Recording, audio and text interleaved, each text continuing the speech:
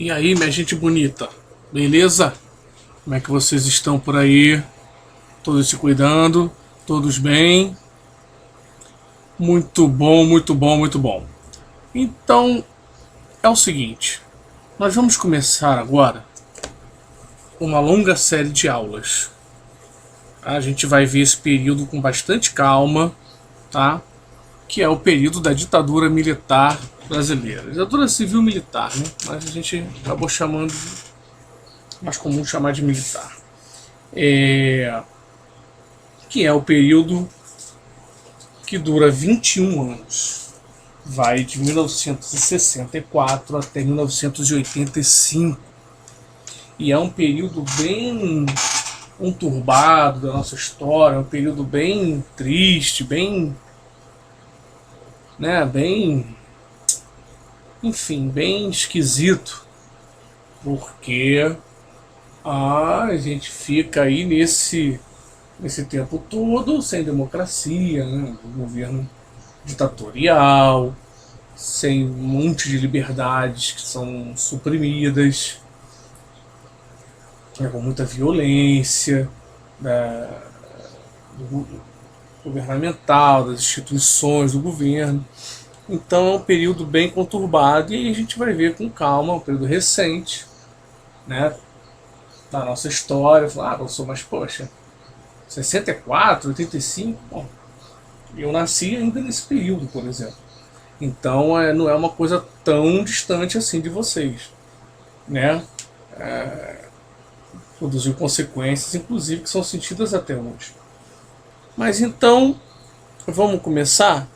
Na última aula a gente falou do Jango, que saiu do poder por conta do golpe que foi dado pelos militares, né?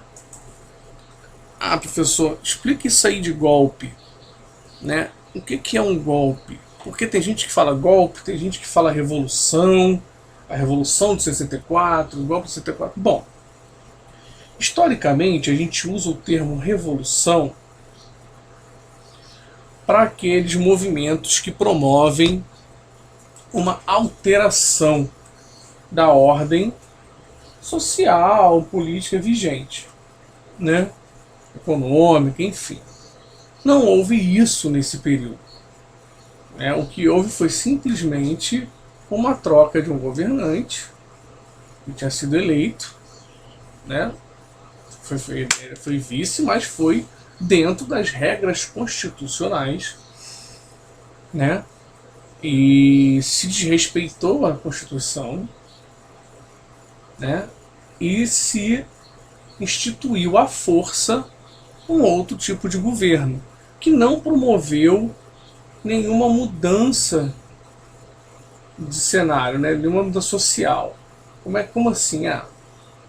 Os pobres continuaram pobres, as classes dominantes continuaram sendo as mesmas, enfim, só houve uma mudança de interessados no poder.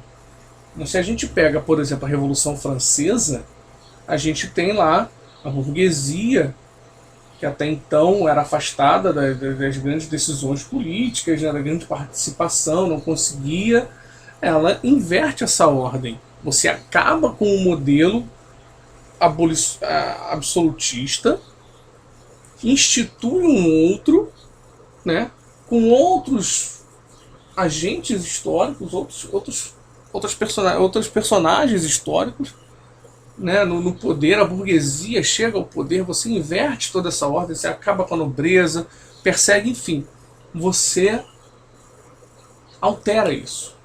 A revolução industrial, ela altera completamente o mercado produtivo, as forças produtivas. Você agora passa a ter um modelo mais industrial. As indústrias conseguem produzir mais em menos tempo, com custo menor. Isso tem um alcance para mais consumidores. Você permite que mais pessoas se tornem consumidores. Então você, né, provoca uma mudança muito radical no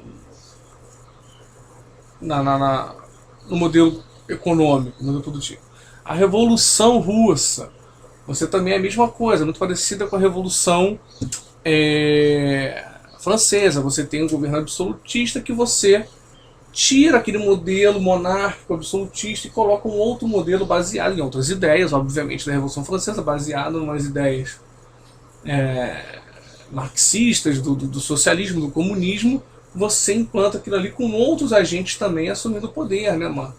Teoricamente a classe trabalhadora que chega lá através da revolução e da estatização do Estado, da força econômica, enfim, e social.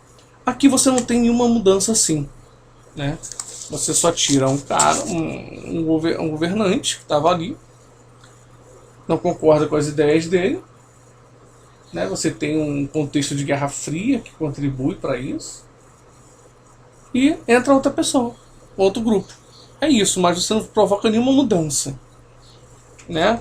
Nenhuma inclusão social, nenhuma alteração, ou como é que eu vou dizer?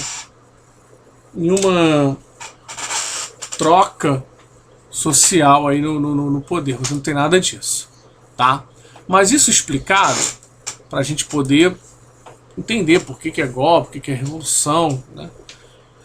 Vamos lá. Como é que foi feito isso? Então, a gente já falou um pouco sobre isso. Então, dia 31 de março ou dia 1º de abril, foi no meio desses 2 dias, sai lá de Minas Gerais, né? Uma tropa liderada pelo Mourão, que não é o Mourão, vice-presidente hoje, não tem nada a ver. Tá? O Mourão Filho é outro Mourão Filho, que vem pra cá para assumir o poder, para destituir o presidente e tudo mais. E é o mesmo cara que já tinha tentado dar um golpe no Vargas. Tá? Era um cara já afeito a esse tipo de atitude. E ele vem. E aí tira o presidente foge para o Uruguai, né? Se tenta ainda um levante lá no sul, com o governador do Rio Grande do Sul, Leonel Brizola, que tenta ainda manter a constitucionalidade no país, a legalidade, mas não consegue, e o Jango vai embora para o Uruguai, ele tinha terras lá fazendo, enfim. Depois o Brizola também acaba saindo do país junto. Mas esses militares que tinham apoio de grandes empresários, né? De pessoas ligadas a um capital estrangeiro, pessoas ligadas a interesses norte-americanos, pessoas que se beneficiariam com esse movimento, com essa mudança, dão um golpe justificando que havia um perigo comunista no Brasil, né? Aí eu falei da coisa da Guerra Fria, do contexto da Guerra Fria. E entrou, não, a gente vai chegar aqui para botar uma ordem, restabelecer aqui a ordem no país, afastar esse perigo comunista, restabelecer a ordem da hierarquia no exército e tal, e depois a gente vai colocar e depois volta rapidamente para a sociedade civil e vocês se organizem aí de novo. Tá? Só que isso durou 21 anos. Né? A ideia era que no ano seguinte, em 65, tivesse eleições de novo, mas a gente vai ver aqui que não foi isso que aconteceu. Tá?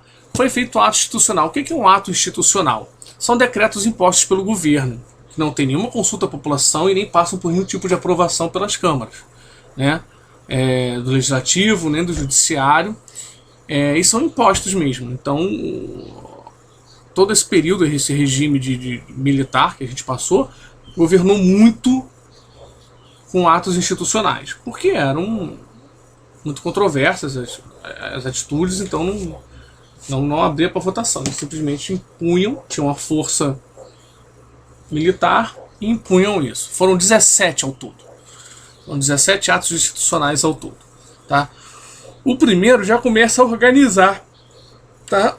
Ele declara uma eleição imediata para o novo presidente do Congresso, né? Mas o Congresso escolheria, não seria uma eleição aberta à população. Diz que o presidente pode suspender direitos políticos por 10 anos, né?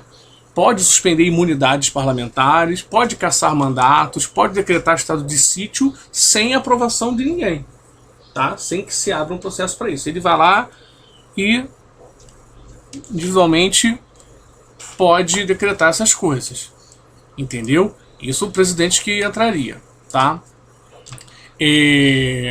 Entra o Humberto Castelo Branco, que entrou, e ainda no ano que ele entra, em 64, ele vai se alinhando aos interesses dos Estados Unidos, que depois vai se saber por N fontes e tal, que apoiou o governo, que estava inclusive dando apoio, se fosse necessário. Tinha tropas já que estavam sendo enviadas aqui para o Brasil, que estavam vindo para o Brasil, né? E acabaram não vindo, porque não houve necessidade, não teve uma resistência, né, a esse golpe. Então essas tropas voltaram.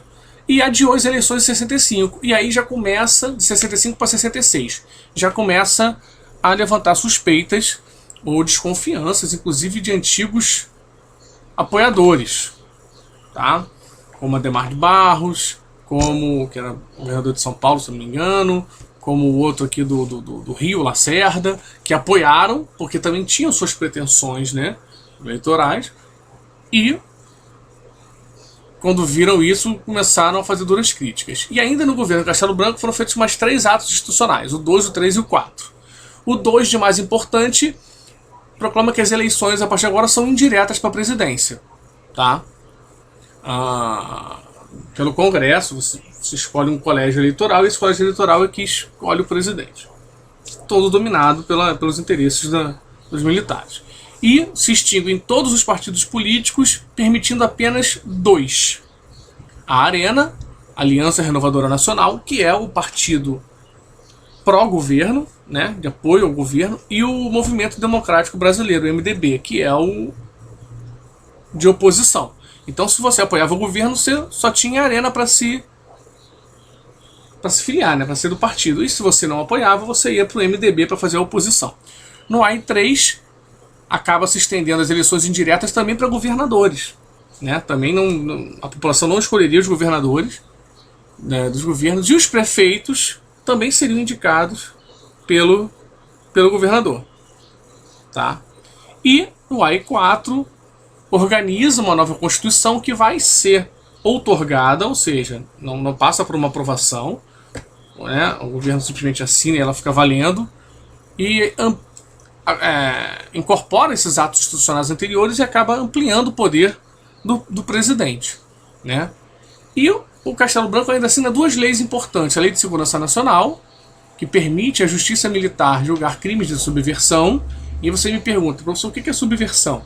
Olha esse quadradinho de baixo. Subversão é quando você não apoia as autoridades, as instituições e as normas, tá? Por N motivos.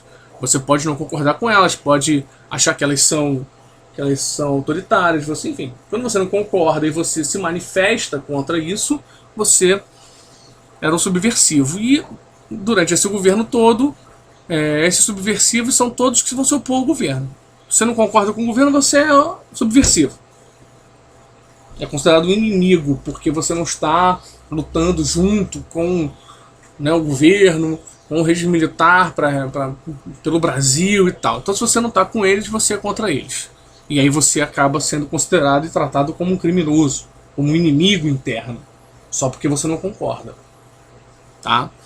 E outra lei é a lei da imprensa, que censurava jornais e revistas antes mesmo deles serem vinculados aí na mídia, tá? Antes deles saírem para as pessoas. Essa censura vai se aprofundar cada vez mais. A gente vai vendo, né, um aprofundamento desse autoritarismo todo ao longo das aulas. Beleza?